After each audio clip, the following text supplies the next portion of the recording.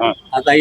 Sir, SSK ಸಮಾಜಕ್ಕೆ ಅಭಿವೃದ್ಧಿ ನಿಗಮ ಮಂಡಳಿ ಆಗ್ಬೇಕಂತೇಳಿ ಒಂದು ಬಹುದೊಡ್ಡ ಕೂಗು ಕರ್ನಾಟಕ ರಾಜ್ಯಾದ್ಯಂತ ವ್ಯಾಪಕವಾಗ್ತಾ ಇದೆ. ಇದ್ರ ಬಗ್ಗೆ ತಾವೊಬ್ಬರ ರಾಜ್ಯಾಧ್ಯಕ್ಷರು ಇದ್ದೀರಿ, ಇದ್ರ ಬಗ್ಗೆ ಏನ್ ಕ್ರಮ ತಗೊಂತೀರಾ, ಇದ್ರ ಬಗ್ಗೆ ಏನು ಹೋರಾಟಗಳನ್ನು ಕೈಗೊಳ್ತೀರಾ ಅನ್ನೋದು?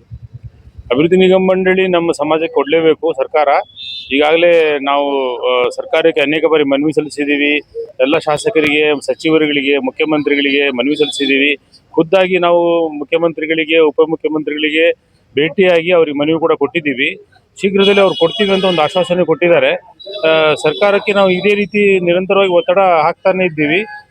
ನಾವು ನಮ್ಮದು ಕೂಡ ಒಂದು ಬೇಡಿಕೆ ಇದೆ, ಅಭಿವೃದ್ಧಿ ನಿಗಮ ಮಂಡಳಿ ನಮ್ಮ ಸಮಾಜಕ್ಕೆ ಬೇಕೇ ಬೇಕು. ಆದಷ್ಟು ಶೀಘ್ರವಾಗಿ ಸರ್ಕಾರ ಈ ಬಗ್ಗೆ ಕ್ರಮ ಕೈಗೊಳ್ಳಬೇಕು ಅನ್ನೋದು ನಮ್ಮ ಬೇಡಿಕೆ ಇದೆ. ಸರ್, ಇದ್ರ ಬಗ್ಗೆ ಏನಾದ್ರು ಹೋರಾಟ ಪ್ರತಿಭಟನೆ ಏನಾದ್ರು ಆಗುತ್ತಾ ಅಂತ? ಹೋರಾಟ ಪ್ರತಿಭಟನೆ ನಾವು ಮಾಡ್ತಾನೆ ಇದ್ದೀವಿ, ಮಾಡ್ತೀವಿ, ಇನ್ನು ಮುಂದಿನ ದಿನಗಳಲ್ಲಿ ಇನ್ನೂ ಮಾಡ್ತೀವಿ.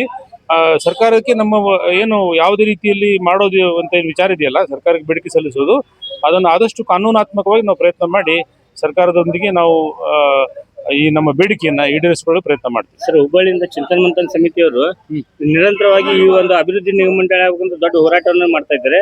ಅವ್ರ ಬಗ್ಗೆ ಏನ್ ಹೇಳ್ತಾರೆ ಅಂತ ಹೇಳಿ? ನೋಡಿ, ಅಭಿವೃದ್ಧಿ ನಿಗಮ ಮಂಡಳಿ ಅನ್ನುವಾಗ ಚಿಂತನ ಮಂಡಳಿ ಇರ್ಬೋದು, ಬೇರೆ ಬೇರೆ ಸಮಾಜಗಳಿರ್ಬೋದು, ಅನೇಕ ಸಂಘಟನೆಗಳಿದ್ದಾವೆ ರಾಜ್ಯದಲ್ಲಿ. ಚಿಂತನ ಮಂಥನ ಮಂಡಳಿ ಜೊತೆಯಲ್ಲಿ ಅನೇಕ ನೂರಾರು ಸಂಘಟನೆಗಳು ಆಗಲೇ ಪ್ರಯತ್ನ ಮಾಡ್ತಿದ್ದಾವೆ.